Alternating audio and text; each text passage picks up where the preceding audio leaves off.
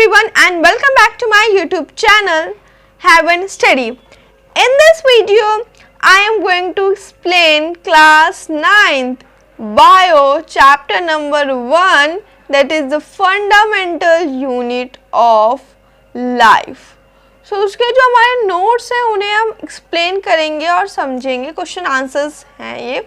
Okay, so let's start the chapter. So chapter का name क्या है? The fundamental unit of life.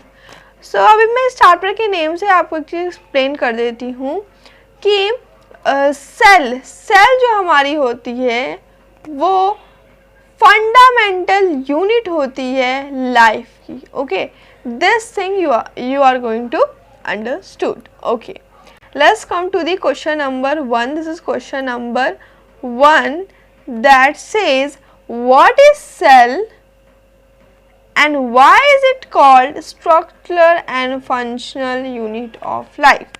Cell क्या होता है? What is cell? And the second question is कि हम इसे क्यों structural और functional unit of life कहते हैं? Okay, the answer begins. Cell is called structural and functional unit of life. अच्छा, अब इसमें देखिए, आप एक ट्रिक से इसको लर्न कर सकते हो.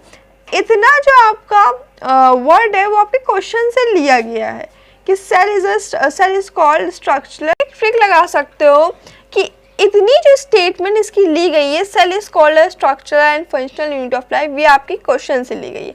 तो इस तरीके से आप आंसर को और बोल्ड वर्ड्स पे लिख सकते हो. अंडरस्टूड? देन आपको क्या रखना है? Because all living organisms are composed of one or more cell and cell vital function of an organism occur within a cell. Understood? क्योंकि जितने भी living organisms है वो किससे composed हैं? सेल के composed है. composed of one or more cell, या तो एक सेल के या तो एक से ज़्यादा सेल है. and cell vital function of an organism occur within a cell. Understood? Cell contain function necessary for regulatory cell function and translating the first time in a cork slice with the help of a primitive microscope. Understood? So ये आपका question number 1 का answer है. Question क्या कह रहा है कि cell होती क्या है? What is cell, what is cell, और उसको हम structural and functional unit life की क्यों कहते हैं. So cell is called a structural and functional unit of life because all living organisms are composed of cell, one or more cell. Okay, so this is the answer you have to write in your copy. Okay, now let's move on the next question. The next question, or we can say point, discoveries of cell and its component. Cell की discovery और उसके components क्या क्या हैं वो यहाँ पे explain किए गए हैं. ठीक. सो अब सेल की जो डिस्कवरी है वो उसकी जो कहानी शुरू होती है एज योर बुक. अगर मैं रिफ्रेशर में उठा के देखूंगी तो इससे भी पहले के आपके कुछ नेम्स और स्टेटमेंट आएगी, लेकिन इन एनसीईआरटी आपको इतना ही दिया गया है तो मैं इतना ही एक्सप्लेन कर रही हूँ. Robert Hooke 1665 first observed dead cell in a cork. Robert Hooke सबसे पहले किसने एग्जामिन किया? रॉबर्ट हुक ने. कब किया? 1665 में. क्या ऑब्जर्व किया? एक डेड सेल ऑब्जर्व की. क्या ऑब्जर्व किया? डेड सेल ऑब्जर्व किया. किसमें? कॉर्क में. ठीक है, एक डेड सेल ऑब्जर्व की. सो आपको ये चीज़ लिखनी पड़ेगी, याद करना पड़ेगा क्या नाम था उनका, कब ऑब्जर्व किया, और उन्होंने डेड सेल वो ऑब्जर्व किया. तो who observe first dead cell? So Robert Hooke in 1665. And the second is Leeuwenhoek 1674 discovered the free living cell. यहाँ पे राइट करिए सेल इन पॉन्ड वाटर. उसके बाद आए लीवेनहुक जिन्होंने 1674 में एक living cell, free living cell observe किया. कहाँ? पॉन्ड वाटर में. अगर कोई क्वेश्चन देखो इसमें दो बन सकते हैं. अगर कोई क्वेश्चन बन रहा है who observe first living cell, living cell किसने पहले ऑब्जर्व की, तो हम इसमें रॉबर्ट हुक को नहीं लिखेंगे क्योंकि रॉबर्ट हुक ने तो डेड सेल ऑब्जर्व की थी ना, ये होगा लीवेनहुक. अंडरस्टूड? लेकिन अगर आप पूछ रहा है कि डेड सेल किसने ऑब्जर्व की, तो रॉबर्ट, ठीक है। Then Robert Brown in 1839 discovered the nucleus in the cell. Nucleus is the brain of the cell. Understood? So देखो पहला स्टेटमेंट क्या था कि रॉबर्ट हुक 1665 में उन्होंने डेड सेल ऑब्जर्व की, ठीक है। सो ये है पहला स्टेप कि रॉबर्ट हुक ने 1665 पर डेड सेल ऑब्जर्व की। देन सेकेंड स्टेटमेंट, लेवेनहुक 1664 में उन्होंने फ्री लिविंग सेल ऑब्जर्व की। कहाँ ऑब्जर्व की, ये भी ध्यान रखना, पॉन्ड वाटर में, ठीक है, aquatic, okay. Then Robert Brown ने 1839 में न्यूक्लियस डिस्कवर्ड किया, ओके। नेम, ईयर, क्या ऑब्जर्व किया, क्या डिस्कवर किया, क्या कॉइन किया, क्या प्रपोज किया, ये सब आपको ध्यान रखने हैं, ठीक है। ये तीसरी स्टेप थी। चौथी स्टेप क्या कह रही है, पुरबिंजी 1839 में इन्होंने प्रोटोप्लाज्म टर्म कॉइन किया, स्केलेटन एंड सेचवान, ठीक है। सो अब स्केलेटन जो थे, स्केलेटन, ओके, वो 1838 पे आए थे और सेचवान 1839 में आए थे, ठीक है। फिर दोनों ने मिलके सेल थ्योरी प्रपोज की। ये सेल थ्योरी भी हम आगे पढ़ेंगे, ठीक। फिर उसके बाद रेडोल्फ वर्चोज ने 1855 में सेल थ्योरी को और एक्सपैंड कर दिया और उन्होंने एक और लाइन ऐड की, that is all cell arise from pre existing cell, okay, understood. तो ये था डिस्कवरीज ऑफ सेल। तो मैं फिर से रिमाइंड करा दूं, सबसे पहले रॉबर्ट हुक आए, रॉबर्ट हुक ने 1665 पे डेड सेल ऑब्जर्व की। देन लिविंग हुक ने 1664 में फ्री लिविंग सेल ऑब्जर्व की। देन रॉबर्ट ब्राउन ने 1831 में न्यूक्लियस सेल में किया, ठीक है, डिस्कवर किया। फिर पुरबिंजी ने 1839 में प्रोटोप्लाज्म कॉइन किया। फिर स्केलेटन जो 1838 में आते और सेचवान जो 1839 में थे, फिर दोनों ने मिलकर सेल थ्योरी को प्रपोज किया। देन रूडोल्फ वर्चोज ने 1855 पे सेल थ्योरी को और एक्सपैंड किया और उन्होंने एक और लाइन ऐड की, that cell arise from pre existing cell, understood. ये थी डिस्कवरीज। तो हमने क्या पढ़ लिया, सेल क्या होता है और उसकी डिस्कवरीज क्या है, ठीक है। सो आप ये पूरा एक कॉपी पे राइट कर लो, ठीक है। These are the important things, okay. Now we have come in the cell theory, okay. Cell theory क्या होती है? अच्छा, अभी हमने 3 नाम पढ़े हैं, ठीक है। कौन से? सेचवान है, स्केलेटन है, ठीक है, और रूडोल्फ वर्चोज है, ठीक है। तो इन तीनों ने सेल थ्योरी प्रपोज किए। सेल थ्योरी तो सेचवान और स्केलेटन ने प्रपोज किया और रूडोल्फ वर्चोज ने सेल थ्योरी को एक्सपैंड किया, ठीक है। सेल थ्योरी के 3 मेन पॉइंट्स हैं, ठीक है। कौन कौन से? Let's study, okay.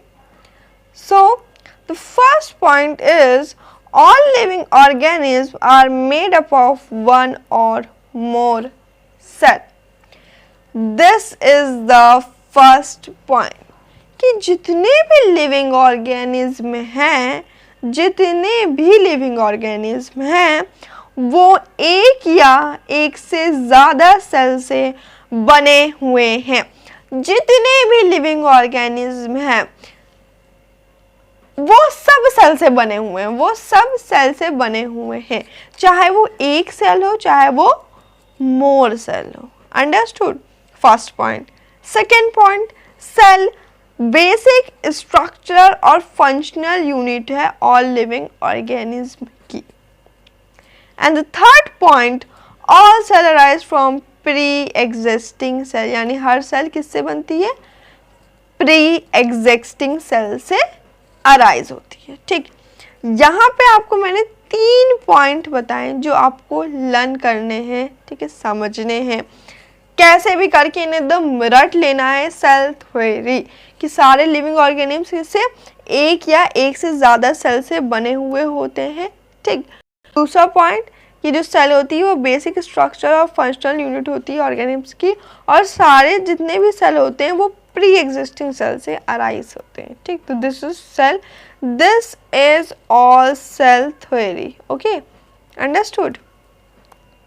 Now let's come to the next topic, that is difference between prokaryotic and eukaryotic cell. ये क्या है, ये सेल के टाइप्स हैं। Okay, understood. प्रोकार्योटिक सेल कौन से सेल होते हैं? Size of cell is generally small 1 to 10 UM। Okay, बहुत छोटे सेल होते हैं। ठीक है, साइज देख रहे हो, साइज ध्यान रखना कि प्रोकार्योटिक सेल का क्या साइज होता है। अभी हम यूकार्योटिक सेल का साइज पढ़ेंगे तो वो भी आपको लर्न करना है। ठीक है, nuclear region is poorly defined due to the absence of nuclear membrane and known as nuclear. Nuclear किसे कहते हैं, ये आपको लर्न करना है। It contains single chromosomes. इसमें सिंगल क्रोमोसोम्स होता है, ये भी आपको याद करना है, लर्न करना है। न्यूक्लियस इज एब्सेंट, इसमें न्यूक्लियस नहीं होती है। Membrane bound cell organelles is also absent and cell division take place by fusion और budding. Okay, so these are the point of prokaryotic cell that are you going to learn. okay, so आप इसका screenshot ले सकते हो या तो फिर इसको कहीं पे नोट कर सकते हो वीडियो को पॉज करके। Okay okay, now we have to come in eukaryotic cell. अब देखो इसका हम साइज देखें तो इसका साइज है 5 to 100 UM, generally larger than prokaryotic cell. Okay, nuclear region is well defined and surrounded by a nuclear membrane. ठीक है, इसमें न्यूक्लियर रीजन जो है वो वेल डिफाइंड हो रहा है, उसमें नहीं हो रहा था। Okay, it contains more than 1 chromosome, उसमें सिंगल क्रोमोसोम था। Nucleus is present, membrane bound cell organelles is also present but these two are absent in the prokaryotic cell. Understood? Then cell division takes place, cell division occurs by meiosis or meiosis or meiosis. Okay, understood. Now let's come to the next topic, that is write the difference between animal cell and plant cell. Animal cells और plant cell में क्या difference होता है, let's study. ठीक है, तो पहले animal cells का पढ़ते हैं। Animal cells are usually smaller in size, animal cells छोटी होती हैं। Enclose by plasma membrane, only cell wall is absent, इसमें सेल वॉल एब्सेंट होती है, सेल वॉल सिर्फ प्लांट में होती है। Okay, plastid were also absent, cytoplasm constitute smaller vacuoles. ठीक, nucleus lies in the centre of the cell, prominent and highly competent Golgi bodies. Okay, plant cell की बात करें तो ये लार्जर होती हैं साइज में। ठीक, plasma membrane of plant cell surrounded by a thick cell wall, plastid are present, control space of the cell is occupied by a large vacuoles, nucleus lies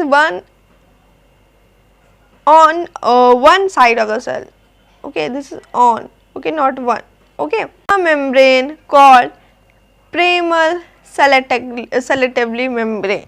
So plasma membranes allow the entry exist of some materials in and out of the cell and prevent movement as selectively permeable membrane. Okay, note it down or take screenshot. Okay, अब यहाँ पे living और non living part of the cell बताए गए हैं कि कौन से लिविंग पार्ट होते हैं, कौन से नॉन लिविंग होते हैं। पहले living part of the cell पढ़ लें, तो ये जितने हैं ये सब क्या है, लिविंग है। ठीक है, सेल में कितने पार्ट होते हैं जो सच में लिविंग होते हैं। So plasma membrane, cytoplasm, endoplasmic reticulum, that we can also say ER, mitochondria, Golgi apparatus, ribosomes, lysosomes, plastid, plants only, centrioles, animals only. Okay, so यहाँ पे जो plastid, plants only, centrioles, animals only है, ये आपको थोड़ा सा ध्यान रखने हैं। ये प्लास्टिड सिर्फ प्लांट्स में होता है, सेंट्रल सिर्फ एनिमल सेल में होता है। अंडरस्टूड। अब non living part of cell भी दिया हुआ है, that is only cell wall, जो नॉन लिविंग होता है, and only plant cell and रैकल्स। ओके,